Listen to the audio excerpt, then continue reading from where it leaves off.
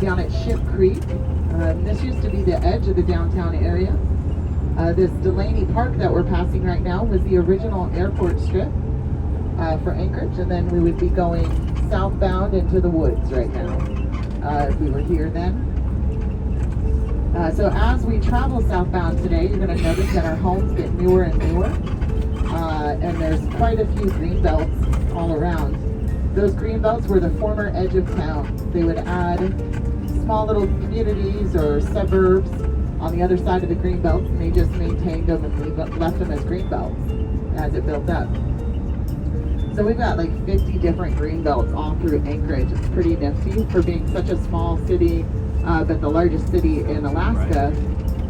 It's really awesome how much play area is just in Anchorage alone.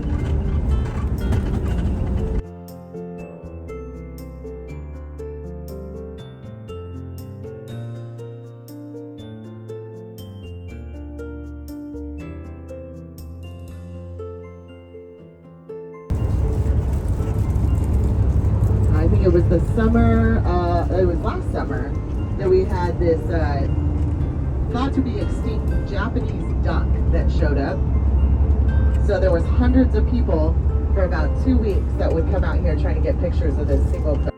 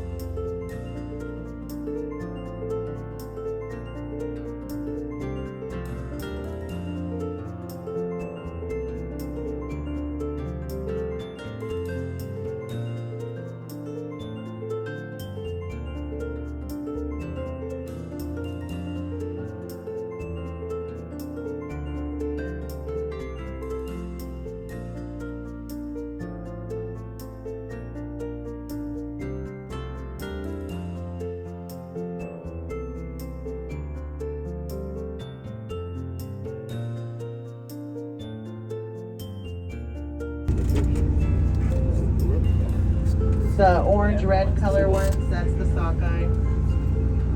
And there's probably some silver in there.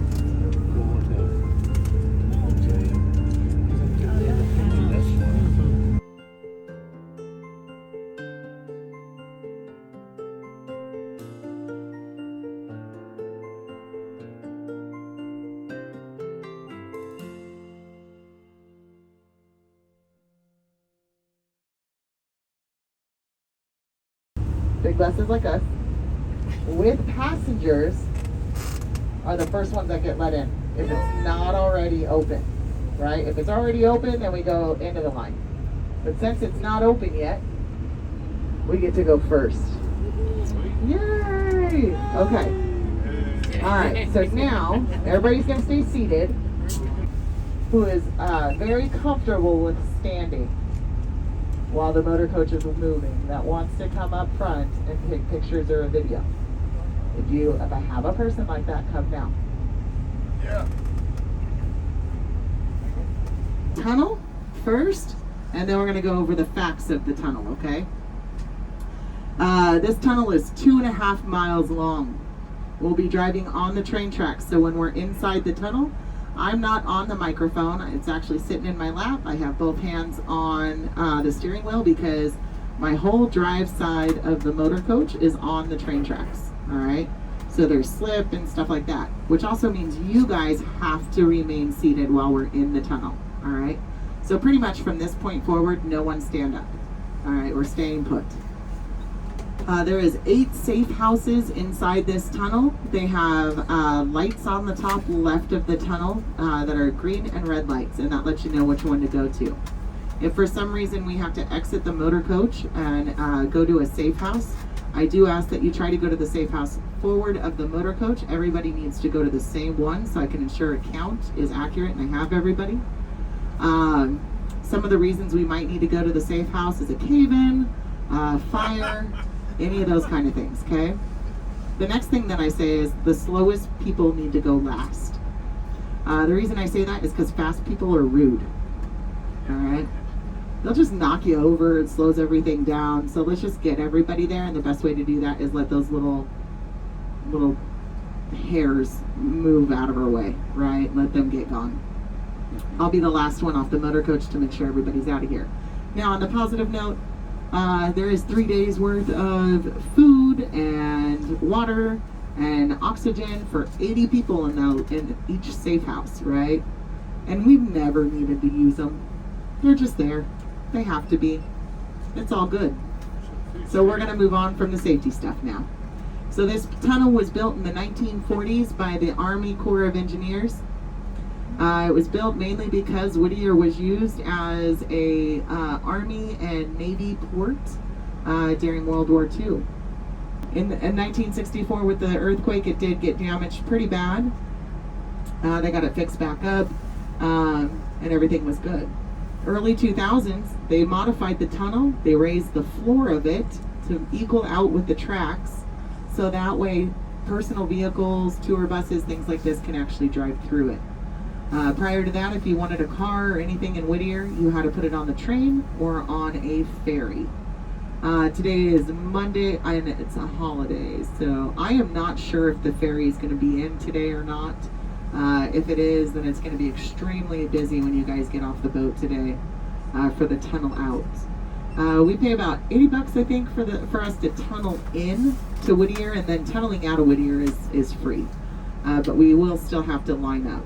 And because we'll be 700 feet below the peak of this mountain, roughly, and it's been raining a lot lately, there's been a lot of weight put on the top, and it's pushing some of that permafrost downward. And because the tunnel's open and we're in the guts of it, we'll be able to see in between door 5 and 6 on the right-hand side some of that permafrost coming through.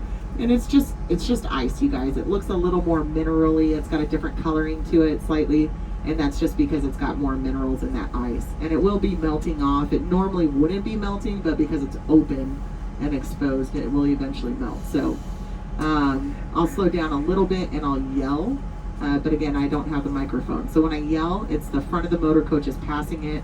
It'll be on the right-hand side, right about eyeball level for you guys. The windows are tinted, it makes it a little difficult to see, but yeah, I'll yell. You guys can look, not look, it's your choice.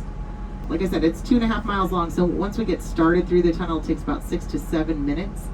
We're required to drive 25 miles an hour inside this tunnel.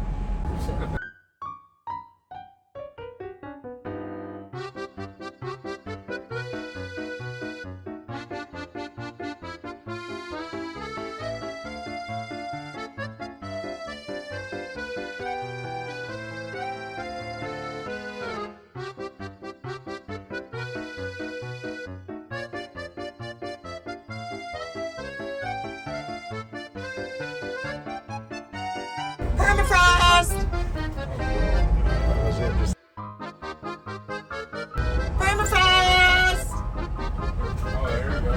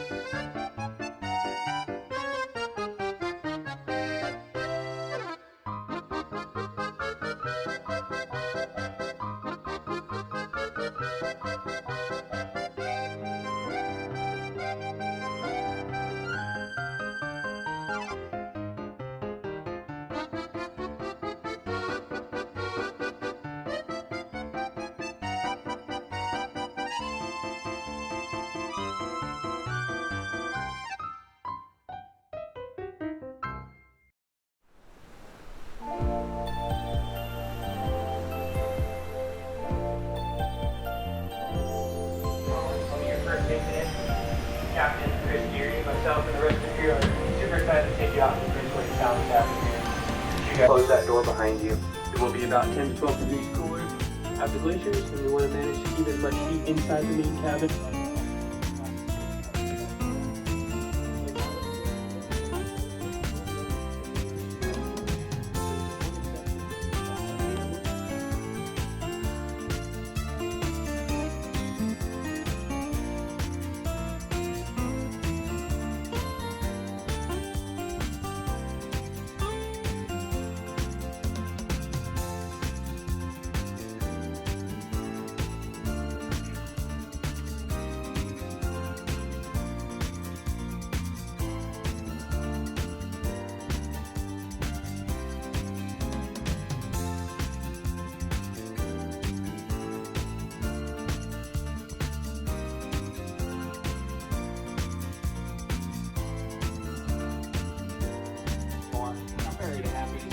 Have her on board, and you guys will be too as soon as we get underway and she starts her narration.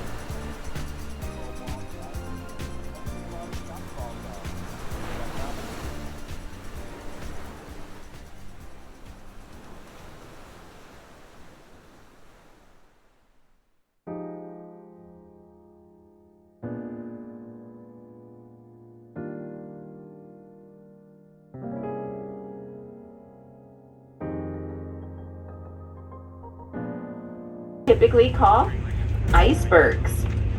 So you guys are in for a real treat today. How many people have seen a tidewater glacier before? Raise your hand. All right, we see more, about 20. That this has transformed from white snow that's very rich in air into very dense ice with very little air left in it, giving it that blue color. We also see those cracks or crevasses in the ice. That tells us that there's movement there. So Billings Glacier here, this is Billings Glacier. It's the largest valley glacier in all of Passage Canal, the body of water that we're now traveling in.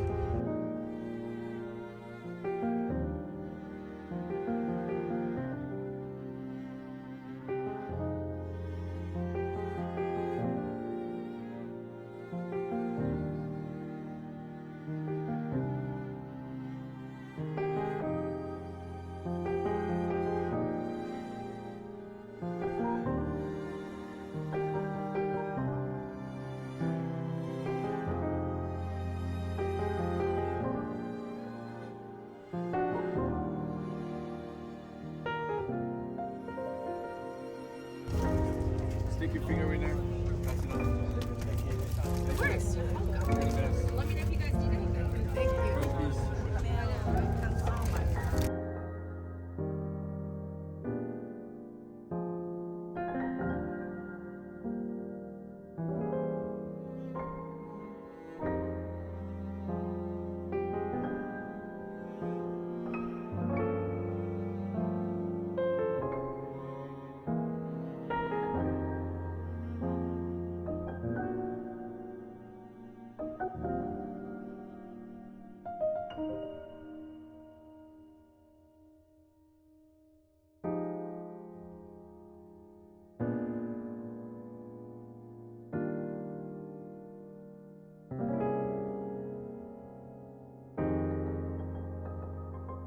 Is a tidewater glacier. Our first tidewater glacier of the trip. And that's a big one. That is Harvard Glacier, and it is the second largest tidewater glacier in all of Prince William Sound. So it is 24 miles long.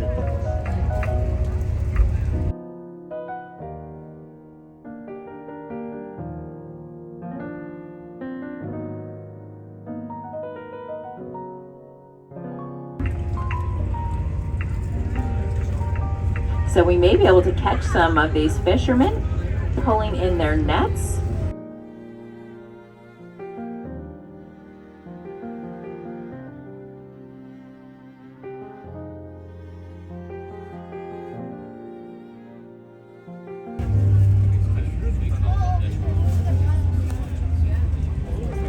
It's okay, let's go upstairs. All night, well. There you go.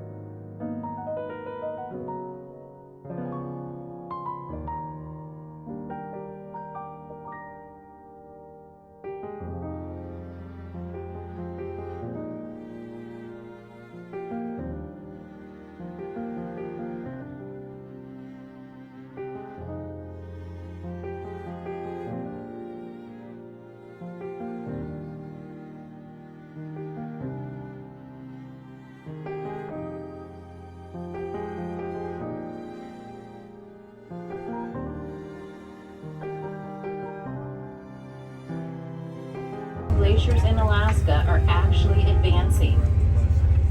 So this is one of them. You get to see one of these very rare advancing glaciers today, 11 o'clock position.